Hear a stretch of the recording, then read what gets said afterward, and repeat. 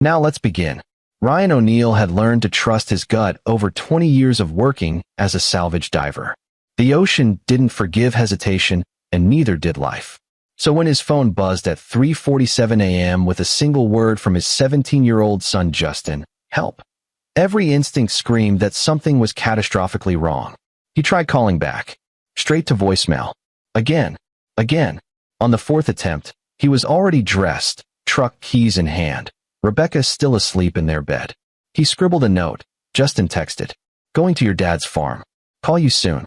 The 2-hour drive to Gordon Golden's property in rural Virginia felt like swimming through tar. Ryan's mind raced through possibilities. Justin had been spending his summer break working at his grandfather's farm, supposedly learning real work and discipline, as Gordon put it. Rebecca's father had always been controlling, old-fashioned in the worst ways, but Justin had wanted to go. "I need to know where Mom came from," he'd said. Ryan should have said no. The first thing he saw when he turned onto the long dirt driveway was the lights. Red and blue, painting the pre-dawn darkness in violent strokes. 3 patrol cars. An ambulance. Yellow crime scene tape already cordoning off the massive barn that sat 300 yards from the main house. Ryan's heart became a fist in his chest. He parked haphazardly and ran. A deputy stepped into his path, hand up. "Sir, this is an active crime scene. My son is here. Justin O'Neal." Ryan tried to push past. The deputy, young with scared eyes, grabbed Ryan's shoulder. "Sir, please. You need to. That's my son." Ryan's voice cracked. "He texted me for help." The deputy's face changed.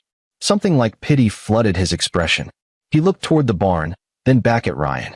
His voice dropped to barely a whisper. "Sir, what's in there? Isn't your son anymore." The world tilted. Ryan's knees buckled, but he caught himself against the deputy's car. What the hell does that mean? Is he alive? Is he? Step back. Another officer approached, older, harder. Sheriff Thomas Gorman, according to his badge. "You're Ryan O'Neal? Where's my son?" Gorman's jaw worked. "Your boy is alive." "Barely. They're bringing him out now, but you need to prepare yourself." The barn doors swung open. 2 EMTs emerged, pushing a gurney. Even from 50 feet away, Ryan could see the figure on it was wrong. Too still, covered in too much blood. He broke into a sprint. This time nobody stopped him. When Ryan reached the gurney, he understood what the deputy meant. Justin's face was so swollen and bruised it was nearly unrecognizable. His left arm bent at an unnatural angle. Dark bruises ringed his neck like a necklace. But the worst was his eyes, open but vacant, staring at nothing. "Justin. Son. It's Dad. I'm here." No response. Not even a flicker. "Severe head trauma," one EMT said quietly. "Multiple fractures, internal bleeding. We need to move now." "What happened to him?" Ryan's voice was steel. The EMT glanced at the sheriff, who'd followed. "We're not sure yet. He was found in the barn." "Found by who?" "Gordon Golden, the property owner. Says he heard screaming around 3 a.m. and found the boy like this." Ryan's eyes snapped to the farmhouse. Lights blazed in every window now. A figure stood on the porch, Gordon, watching. Even from this distance, Ryan could see his father-in-law's rigid posture, arms crossed. "We need to transport," the EMT insisted. Ryan grabbed Justin's hand, the one that wasn't broken. "I'm right behind you. I'm not leaving you." As they loaded Justin into the ambulance, Sheriff Gorman stepped closer. "We'll need a statement from you. And I should tell you, this wasn't an accident. Someone did this to your boy." "Who?" "That's what we're trying to figure out. The barn it's a scene. We've got evidence of a struggle. Blood in multiple locations." And he paused. "We found a phone. Not your son's. Someone else was definitely there. Gordon said he found Justin. Did he see anyone else?" Gorman's expression was unreadable. He claims he was asleep until he heard the noise. But there's something off about his story. The barn was locked from the outside. Someone locked your boy in there with whoever did this to him. The implications hit Ryan like a sledgehammer. "You're saying Gordon locked him in?" "I'm saying nothing right now. But we're investigating everyone who had access to this property." Gorman pulled out a card. "Follow your son to the hospital. I'll call you later today." "And Mr. O'Neal? I've been doing this job for 23 years. What I saw in that barn. Whoever did this to your boy is one of the most sadistic bastards I've ever encountered. We're going to find them." Ryan climbed into his truck and followed the ambulance. As he passed the farmhouse, He saw Gordon still standing on the porch. Their eyes met for just a second. His father-in-law looked away first. Rebecca arrived at the hospital an hour later, her face bloodless.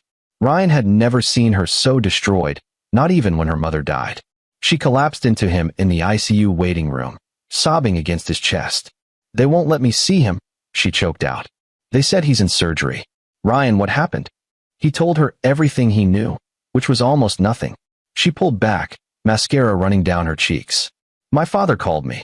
He said Justin must have been sleepwalking, wandered into the barn, and fell from the hayloft." "That's bullshit, and you know it." Ryan's voice was harder than he intended. "Dad wouldn't. Someone beat him, Rebecca. Beat him so badly that sheriff said." He couldn't finish.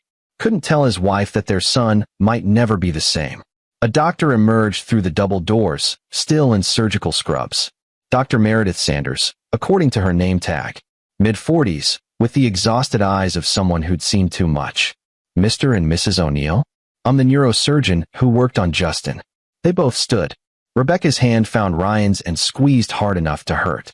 "He's alive," Dr. Sanders said first. "But the next 72 hours are critical. He has a severe subdural hematoma, bleeding in his brain. We had to relieve the pressure. He also has 3 broken ribs, a fractured ulna, a ruptured spleen which we removed, and significant soft tissue damage consistent with prolonged beating." Prolonged. Ryan latched onto the word. This wasn't a quick assault. Someone spent time on him. 20 minutes, maybe more. The pattern of injuries suggests torture. Rebecca made a sound like a wounded animal. Dr. Sanders' expression softened. "He's young and strong. Those are advantages. But I need you to understand. Even if he wakes up, there may be brain damage. Memory loss, motor function issues, personality changes. We won't know until he regains consciousness." "Can we see him?" Rebecca whispered. "Soon. We're moving him to ICU now. But prepare yourselves. He doesn't look like your son right now." They sat in plastic chairs for 3 hours before being allowed into Justin's room. Rebecca broke down the moment she saw him. Tubes running from his arms, a ventilator breathing for him, his head wrapped in gauze. Ryan stood frozen, every muscle in his body coiled tight. Someone had done this. Someone had taken his bright, funny, gentle son and turned him into this broken thing. And Ryan was going to find out who. Sheriff Gorman called that evening while Rebecca sat vigil at Justin's bedside. Ryan stepped into the hallway to take it. "We've identified the second phone," Gorman said without preamble. "Belongs to a man named Mitch Grimes. Know him? Never heard of him. He works for your father-in-law. Has for about 5 years. Farmhand, equipment operator. Also has a record, assault, battery, served 3 years down in North Carolina. Gordon hired him fresh out of prison." Ryan's hand tightened on the phone. "Where's Grimes now?" "Gone. Cleared out his trailer on the property sometime after 3 a.m. We've got an APB out, but he's in the wind. And here's the thing, we found blood in that trailer. A lot of it. Along with Justin's wallet and phone. So it was him. Looks that way. But it gets stranger. We found zip ties, duct tape, tools that could have caused Justin's injuries. It was organized, Mr. O'Neill. Premeditated. And Gordon Golden is claiming he had no idea Grimes was even on the property last night. Says the man was supposed to be off for the weekend. You believe him?" Long pause. "No. The barn was locked from the outside with a padlock. We found the key in the main house, on a hook in Gordon's kitchen. Only 2 keys to that lock. Gordon has both of them. The implication was clear. Either Gordon locked Justin in with a violent felon, or Gordon was lying about not knowing what was happening. "I want to talk to him," Ryan said. "Not yet. This is an active investigation. I know you're hurting, but if Gordon is involved, I don't want you anywhere near him until we have enough to make an arrest. And if you can't find enough, we will. I've got deputies going through every inch of that farm. We'll find something." Gorman paused. "How's your boy?" "Critical. They don't know if he'll wake up. I'm sorry. I truly am. I'll call you as soon as we locate Grimes." Ryan ended the call and stood in the sterile hallway, fluorescent lights buzzing overhead. Through the window of Justin's room, he could see Rebecca stroking their son's hand, lips moving in prayer or plea. 20 years ago, when Ryan asked Gordon for permission to marry Rebecca, the old man had looked him up and down with open contempt. "You're a salvage diver. You risk your life for pocket change. My daughter deserves better." Ryan had stood his ground. "I love her. I'll provide for her, and I'll never raise a hand to her, which is more than you can say." Gordon's face had gone purple. Rebecca's mother had been dead 2 years by then, cancer, but everyone in the family knew Gordon's temper. The holes in walls, the broken dishes, the way Rebecca flinched at sudden movements. Gordon had given his blessing only because Rebecca was pregnant and he couldn't stand the scandal of an unwed daughter. But he'd never forgiven Ryan for that last comment. Now Ryan wondered what other secrets Gordon kept on that farm. His phone buzzed. Unknown number. "Hello." Heavy breathing. Then a voice, rough and low. "You the boy's father?" Every nerve in Ryan's body went electric. "Who is this?" "Doesn't matter. What matters is what I know. Your father-in-law is a piece of shit, but he didn't do this." "Well, not directly." Grimes. A laugh, bitter and harsh. "Grimes is just muscle. Stupid muscle. This goes deeper. You want the truth? Look into who visits that farm on Friday nights. Look into what happens in the basement of that barn. And ask yourself why a man needs soundproofing in a building meant for hay and livestock." "What are you talking about?" "Gordon Golden is into things that would make the devil puke. And your boy saw something he shouldn't have. That's why Grimes broke him. To make sure he'd never talk. To make sure his brain scrambled so bad that even if he woke up, he couldn't tell nobody what he saw." Ryan's vision tunneled. "Where are you?" "I need to. You need to be smart. Gordon's got friends. Sheriff Gorman is good people, but even he can't touch some of what's happening. You want justice for your boy? You're gonna have to get it yourself. And you're gonna have to be willing to do things you never thought you could. Tell me what you know." "I just did. Friday nights. The basement. Soundproofing. Figure it out." The line went dead. Ryan stood there, phone still pressed to his ear, as hospital staff moved past him with purpose and efficiency. None of them could see the thing growing in his chest, cold, dark, and absolutely certain. If the law couldn't get justice for Justin, Ryan would. Whatever it took. 3 days passed. Justin remained unconscious, his brain swelling slowly decreasing, but not enough. Rebecca barely left his side. Ryan divided his time between the hospital and quiet investigation. He started with public records. Gordon Golden owned 200 acres of prime farmland, but the property had been in the family for generations. Gordon ran cattle, corn, some soybeans. Nothing unusual on paper. But when Ryan drove out to the property, parking a mile away and hiking through woods, what he saw confirmed his suspicions. Security cameras everywhere. Motion sensors along the fence line. The barn in question wasn't the old structure visible from the road. It was a newer building, set back into the property, not visible unless you knew where to look. And on Friday night, Ryan watched from the tree line as 3 vehicles arrived around 9 p.m. Expensive vehicles. A Mercedes, a Lexus, a Tesla. They parked behind the barn, out of sight from the main road. Men got out, well-dressed. One Ryan recognized from news reports, Randy Costa, a state representative from a neighboring county. The others he didn't know. Gordon greeted them at a side door. They went inside. Lights came on in what must be the basement. Ryan could see them through small windows at ground level. The mystery caller had been right. Something was happening in that basement. Ryan waited in the darkness for 4 hours. Finally, around 1 a.m., the men emerged. Their faces were flushed, their movements loose and satisfied, like men leaving a good meal or a better show. They drove away. Gordon locked the barn and returned to the main house. Ryan stayed hidden until dawn, mind working through scenarios. What could bring a state representative and other wealthy men to a farm in the middle of nowhere on a Friday night? What required soundproofing? What was worth protecting violently enough to destroy a teenager's brain? His phone buzzed. "Rebecca." "Ryan, he's waking up." Justin's eyes opened on Sunday morning. Ryan and Rebecca were both there, holding their breath as their son's gaze wandered unfocused around the room before finally settling on his mother's face. "Mom." His voice was barely a whisper, raw from the ventilator. Rebecca sobbed with relief. "Oh baby, yes, I'm here. We're both here." Justin's eyes found Ryan. For a moment there was nothing. Then confusion. "Dad? Where? What happened?" "You're in the hospital, son. You were hurt. But you're going to be okay." Dr. Sanders performed a neurological examination. Justin could move all his limbs, though weakly. He knew his name, his parents' names, where he lived. But when she asked him about the farm, about what happened, his face went blank. "I don't remember," he said. "I remember working in the fields on Thursday. Then nothing. Did I have an accident? The doctor stepped out with Ryan and Rebecca. The amnesia might be temporary, or it might be permanent. The brain sometimes protects us from trauma by blocking it out. Either way, pushing him to remember could do more harm than good. Rebecca looked relieved. So he won't remember what happened to him? Possibly not. Ryan said nothing. Because he saw what the doctor and Rebecca missed.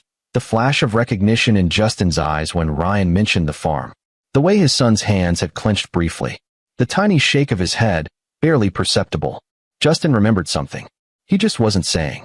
Later, when Rebecca went to call her father with the update, Ryan sat alone with his son. They're gone, Ryan said quietly. You can talk to me. Justin stared at the ceiling. There's nothing to talk about. You texted me for help. What did you see? His son's jaw clenched. A single tear rolled down his temple. Nothing. I don't remember anything. Justin, they said if I ever told anyone, they'd kill you and Mom. The words came out in a rush. Terror and anger mixed together. They said they'd make it look like an accident. They said nobody would believe me anyway. And Dad, I believed them. Because Grandpa was there. He was watching. The room temperature seemed to drop 20 degrees. Watching what? Ryan kept his voice calm even as rage built behind his ribs. Justin closed his eyes. I can't talk about it. Please don't make me. Okay. Ryan gripped his son's hand. You don't have to say anything. But I need you to know something. Nobody is going to hurt you again. Nobody is going to hurt our family. I promise you that. Dad, you don't understand what these people. I don't care who they are or how powerful they think they are. They hurt my son, and I'm going to make them pay for it. Ryan leaned closer. But I need you to do something for me.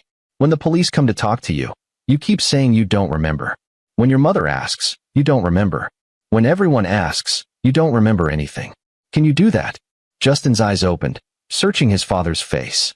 Looking for something. Whatever he found there made him nod slowly. What are you going to do? What I'm good at, Ryan said. I'm going to dive deep, find what's hidden, and bring it to the surface. Ryan waited until Justin was transferred out of ICU before making his move. Rebecca wanted to call her father to tell him Justin was improving. Ryan convinced her to wait. Let him sweat a little, Ryan said. He abandoned his own grandson in a barn to die. He can wait a few more days. Rebecca, still fragile and exhausted, agreed. Ryan used that time to call in favors. Over 20 years of salvage diving, he'd built a network of people, former Navy, Coast Guard, private investigators who specialized in maritime insurance fraud. People who knew how to find things that were meant to stay hidden. One of them was a woman named Angie McIntyre, who'd left the FBI after blowing the whistle on evidence tampering in a high-profile case. She now ran a private investigation firm that specialized in cases other people were too scared to touch. They met at a diner 40 miles from the hospital. Angie slid into the booth across from him, a battered laptop bag over her shoulder. She was lean and hard-eyed, with gray streaking through her black hair. You sounded rough on the phone. What happened? Ryan told her. Everything. She listened without interrupting, fingers drumming on the table. When he finished, she was quiet for a long moment. Gordon Golden. I know that name. How? 3 years ago, I worked a case. Missing girl from Tennessee. 17 years old, last seen at a rest stop near the Virginia border. We had a lead that she'd been trafficked. Followed it to a property in rural Virginia, but by the time we got there, the place was clean. No evidence. No girl. And the property owner had an airtight alibi, plus friends in high places who made it clear we weren't welcome to keep digging. Ryan's blood went cold. Gordon. The property bordered his farm. And when we looked into him, we found nothing. Clean record. Respected in his community. Donated to local charities. But one of the girls we did recover, from a different case, she mentioned a barn with soundproofing. Said men would come on weekends. Said it was in the countryside, lots of land, owned by someone who looked like a farmer. Why didn't you pursue it? Angie's expression hardened. I tried. I was told to back off. By my superiors. When I pushed harder, I found myself under investigation for misconduct. Fabricated bullshit, but enough to force me out. That's when I learned there are cases nobody wants solved, Ryan. Because the people involved have too much money, too much power, too much to lose. You think Gordon is running some kind of trafficking operation? I think your father-in-law is providing a service to very wealthy, very depraved men. I think your son saw something he shouldn't have. And I think they tried to destroy his mind to protect their secret. She leaned forward. But if you want to go after them, you need to understand what you're up against. These men don't just have money, they have connections. Police, judges, politicians. Some of them probably are police and judges and politicians. I don't care. You should. Because if you go at this half-cocked, you'll end up in a cell. Or a grave. And your son will have died for nothing. He's not dead. Not yet. But they tried to kill him, Ryan. They'll try again if they think he's a threat. Ryan's hands clenched into fists on the table. Then what do you suggest? We build a case. A real one. Evidence they can't deny. And we time it so that when it comes out, it's so public, so undeniable, that their powerful friends can't make it go away. Angie pulled out her laptop. I've still got contacts. People who owe me favors. We start by identifying who's visiting that farm. Then we figure out what they're doing there. And then we burn it all down. How long will that take? Weeks. Maybe months. I know you want blood now, but I want justice. Ryan's voice was cold and flat. But I'll settle for revenge if that's what it takes. And I'm not waiting months. Angie studied him. What are you planning? Gordon thinks he's untouchable. He thinks his money and his friends protect him. I'm going to show him how wrong he is.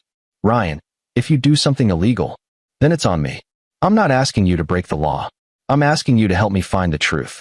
What I do with that truth is my business. She was quiet for a long moment. Finally, she nodded. I'll help you investigate. But whatever else you're planning, leave me out of it. I can't be complicit. Fair enough. And Ryan, be careful. Men like Gordon, they're more dangerous than you think. Ryan thought about Justin's broken body, the vacant look in his eyes, the terror when he finally admitted what happened. So am I, Ryan said. Over the next 2 weeks, Angie worked her contacts while Ryan maintained the appearance of a grieving father focused solely on his son's recovery. Justin was improving physically, broken bones healing, swelling receding. But psychologically, he was damaged in ways that wouldn't show up on a brain scan. He barely spoke, didn't smile, flinched at unexpected sounds. Nightmares left him screaming 3 or 4 times a night. The hospital psychiatrist diagnosed PTSD and recommended long-term therapy. Rebecca was devastated. She still hadn't called her father, though Gordon had left increasingly angry voicemails demanding to know why he was being shut out of his grandson's recovery. Ryan deleted them all. On Tuesday of the 3rd week, Angie called. I've got something. Meet me at the same place. Ryan made an excuse to Rebecca and drove to the diner. Angie was already there, laptop open, expression grim. I identified 3 of the regular visitors to Gordon's farm, she said, turning the screen toward him. Randy Costa, the state representative you saw, Philip Webster, a federal judge from Richmond, and Thomas Gorman. Ryan's stomach dropped. The sheriff investigating your son's assault. Yeah, Angie's voice was bitter. That's why this case is going nowhere. That's why Mitch Grimes is still in the wind. Gorman is protecting Gordon. Son of a bitch. It gets worse. She pulled up more files. I found financial records. Gordon has been moving money through shell companies for years. Hundreds of thousands of dollars. And it's not just him. Costa, Webster, and Gorman are all on the receiving end. They're being paid to protect whatever operation Gordon is running. Do you have proof? Enough to start building a case. But Ryan, we're talking about taking down a federal judge and a sitting state representative. We need ironclad evidence, and we need to be smart about how we release it. Ryan stared at the screen, at the faces of men who thought themselves above justice. Men who'd let his son be tortured to protect their secret. I want access to that farm, he said. I want to know exactly what's in that basement. That's breaking and entering. I don't care. Ryan's voice was steel. Can you get me security codes? Camera blind spots. Angie closed her laptop.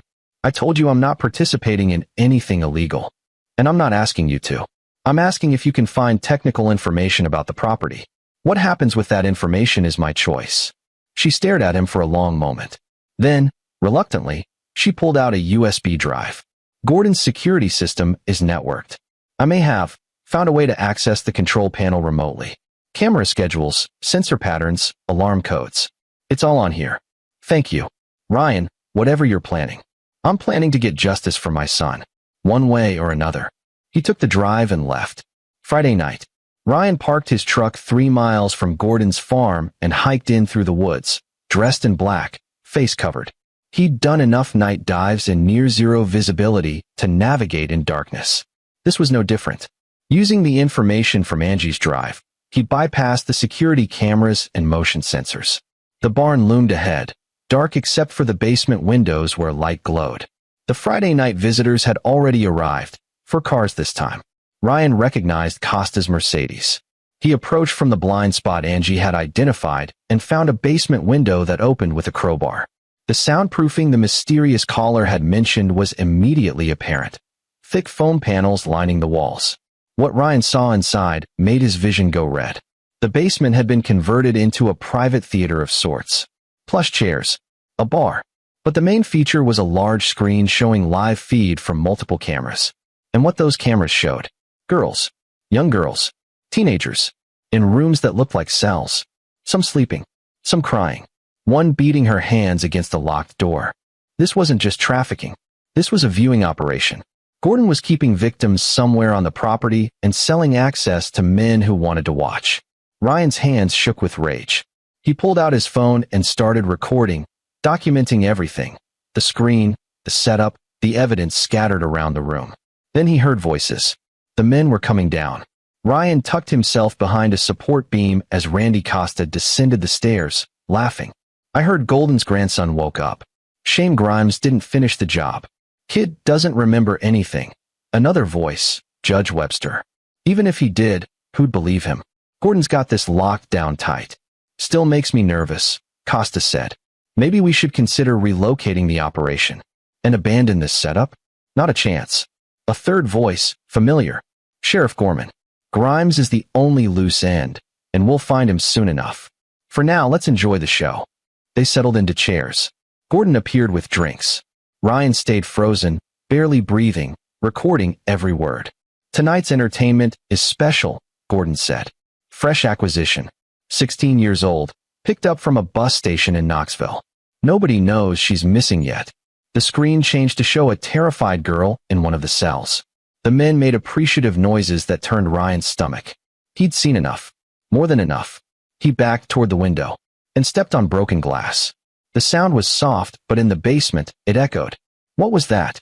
Gorman was up, hand moving to his hip where Ryan knew he kept his service weapon. Ryan didn't hesitate. He climbed through the window and ran. Shouts behind him. Lights snapping on. But Ryan had a head start, and he knew these woods now. He made it to his truck and was gone before they could mobilize a search.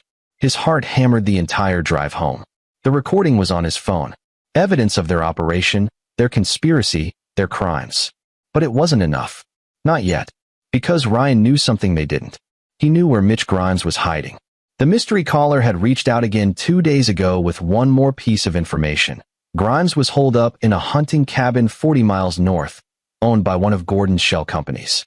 The caller, who Ryan now suspected was someone on the inside, maybe a former associate with a grudge, had provided exact coordinates. Ryan had been planning to pass that information to Angie. Let her work through proper channels. But after what he'd seen in that basement, after hearing those men laugh about Justin, proper channels felt like a cruel joke. So on Saturday morning, while Rebecca stayed with Justin at the hospital, Ryan drove to the cabin.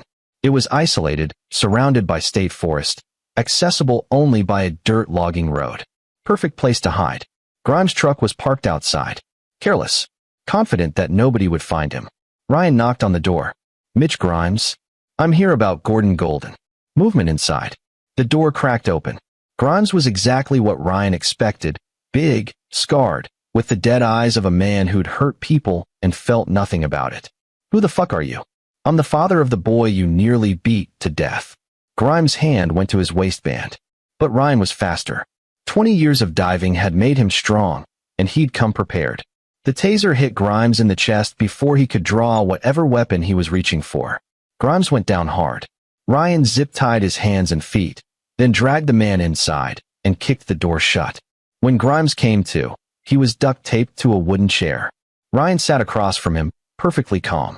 Here's how this works, Ryan said. You're going to tell me everything. How long you've been working for Gordon. What happens in that basement.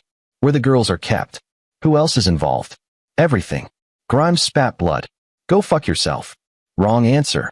Ryan had brought tools. Not for torture. He wasn't that man. But for persuasion. He held up Grimes' own phone. I've been going through this. Interesting texts. Gordon telling you to take care of the problem. You texting back that the job is done. That's conspiracy to commit attempted murder. That's 25 to life. You got nothing. That's all coded. Maybe. But I've also got your DNA from the barn. Your blood mixed with my son's. And I've got video from Gordon's basement showing exactly what you've all been protecting. Ryan leaned forward. So here's your choice. You cooperate, you tell me everything, and maybe I give this to the FBI instead of killing you myself. Or you keep your mouth shut, and I make sure the world knows you're the one who cracked. Either way, Gordon and his friends are going down. The only question is whether you go down as a snitch who tried to save himself, or as a loyal soldier who protected them to the end. What do you think they'll do to you in prison when the other inmates find out what you were part of? Grimes' eyes widened. He was smart enough to understand the threat. Men who hurt children didn't last long behind bars. If I talk, I'm dead anyway, Grimes said. If you talk, I'll make sure you get protective custody. Federal protection. New identity. Ryan had no idea if he could actually deliver that, but Grimes didn't know that. But you've got about 60 seconds to decide before I get impatient. Grimes was silent for a long moment. Then, fuck. Okay, what do you want to know? Start with the girls. Where are they? Different locations. Gordon's got 3 properties. The farm is just the viewing hub. The actual holding cells are at a warehouse he owns near Petersburg. That's where they're kept before being moved. Moved where? Sold. Auctioned to the highest bidder. Gordon's been running this for 12 years. He's got buyers all over the country. Rich men who want what they can't get legally. Grimes looked sick. I swear I never touched the girls. I just provided security. Made sure nobody got curious. Except my son got curious. He saw something he shouldn't have. Found the cameras. Gordon panicked. Told me to scare him. I was just supposed to rough him up a little, make him think he'd had too much to drink and imagined things. But the kid fought back. Started screaming that he was going to the police. And Gordon told me to make sure he couldn't. So you beat him nearly to death. Yeah. Grimes couldn't meet his eyes. Gordon said he'd pay me extra. 50 grand. I needed the money. Ryan's vision tunneled. Every muscle in his body screamed to lunge across the space and finish what he'd started. But he forced himself to stay calm. Who else is involved? Besides Costa, Webster, and Gorman? There's more. 6 others who come regularly. Businessmen. Politicians. One guy is on the state's Board of Education. Another runs a nonprofit for at-risk youth. Grimes laughed bitterly. That's how they find some of the girls. From his own fucking charity. Ryan recorded everything. Names. Details. Locations. By the time Grimes finished talking, Ryan had enough evidence to destroy everyone involved. One more thing, Ryan said. Gordon has security footage from the barn. I need it destroyed. I don't have access to. You have access to everything. You were his head of security. Ryan pulled out a knife. So you're going to call Gordon. You're going to tell him you're worried about the footage and want to wipe the servers remotely. And you're going to do it while I listen. Grimes, tied and terrified, made the call. Gordon was suspicious at first, but Grimes played it perfectly. Anxious, paranoid, worried about police getting a warrant. Gordon finally agreed and walked Grimes through the remote wipe procedure. When it was done, Ryan cut the zip ties. What now? Grimes asked. Now you run. As far and as fast as you can. Because when this hits the news, everyone's going to be looking for a scapegoat. And Gordon will make sure you're it. You said you'd get me protection. I lied. Ryan stood. You beat my son and left him to die? You think you deserve protection? Run, Grimes. And pray I never see you again. Grimes scrambled out the door. Ryan waited 10 minutes, then called Angie. I've got everything, he said. Names, locations, evidence. And Grimes' full confession. Jesus Christ, Ryan. What did you do? What needed to be done? Can you package this for the FBI? Yeah, I can. But it'll take a few days to. Do it today? Every second we wait, more girls are at risk. Okay, I'll reach out to a contact I trust. But Ryan, this is going to explode. When this gets out, everyone involved will lawyer up. You need to be ready. I am. He hung up and sat in the cabin for a long moment. Then he drove back to the hospital, where Rebecca and Justin waited. His son looked up when Ryan entered. Dad, you okay? You look. I'm fine, son. Ryan managed to smile. Everything's going to be okay now. Justin's eyes searched his face. Whatever he saw there made him relax slightly. The first time he'd looked at peace in weeks. Rebecca noticed. Did something happen? Yeah, Ryan said. Justice is happening. The FBI raid hit Gordon's property simultaneously on Wednesday morning. Angie had delivered the evidence to a contact she trusted, who'd escalated it immediately. 16 girls were recovered from the Petersburg warehouse. Gordon, Randy Costa, Philip Webster, and 5 others were arrested. Sheriff Gorman tried to run. He made it 20 miles before state police pulled him over. The story exploded across national news. Federal judge arrested in trafficking ring. State representative involved in abuse operation. The details were horrifying enough that even powerful lawyers couldn't suppress the coverage. Ryan watched it all unfold from Justin's hospital room. His son was being discharged that day, doctors declaring him recovered enough for outpatient care and therapy. Rebecca was on the phone with her mother's sister, crying and trying to process that her father was a monster. Ryan held Justin's hand and waited. 3 days later, Gordon called from jail. Rebecca refused to take the call. Ryan did instead. "You," Gordon's voice was venom. "You did this. I don't know how, but I know it was you. You tried to have my son killed," Ryan said calmly. "Did you really think there wouldn't be consequences? I had friends. Power. You're nobody. A washed-up diver with nothing." "I'm a father," Ryan corrected. "And I protected my family. That's more than you ever did. I'll bury you. You're going to prison for the rest of your life, Gordon. And when the other inmates find out what you did, you'll be lucky to survive a year." Ryan's voice dropped. "Every day for the rest of your miserable existence, you're going to remember that you lost. That a nobody like me destroyed everything you built. And there's nothing you can do about it." He hung up. Justin, who'd been listening, looked at his father with something like awe. "Dad, what did you do?" "What I had to." Ryan helped his son stand. "Now let's go home." The trials took 9 months. All 8 men were convicted. Gordon Golden received 4 consecutive life sentences. Randy Costa and Philip Webster got 35 years each. The others faced similar fates. Mitch Grimes was found dead in Tennessee 2 months after Ryan released him, apparent suicide. Ryan felt nothing about it. The 16 girls were placed in protective services and counseling. 3 of them testified at trial, their courage helping seal the convictions. Ryan and Rebecca divorced amicably 6 months after the arrests. She couldn't reconcile her memories of her father with what he'd been, and the cognitive dissonance broke her. But they remained friends, both committed to helping Justin heal. Justin himself slowly recovered. The nightmares decreased. He started talking about college, about the future. The brain damage doctors had feared never materialized. Justin was sharp, driven, and determined to become a prosecutor. "I want to put people like Grandpa away," he told Ryan one day. Ryan couldn't have been more proud. A year after it all began, Ryan received a letter from an anonymous sender. Inside was a single sentence. "Thank you for finishing what I couldn't start." Ryan burned it. He didn't need anyone's thanks. He stood on his boat, preparing for a dive job, when his phone rang.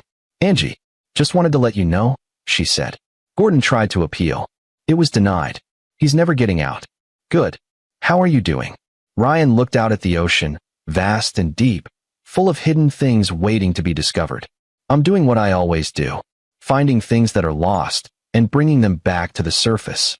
"That's not what I asked." He smiled. "I'm good, Angie. For the first time in a long time, I'm good." They said goodbye. Ryan dove into the water, descending into the blue darkness.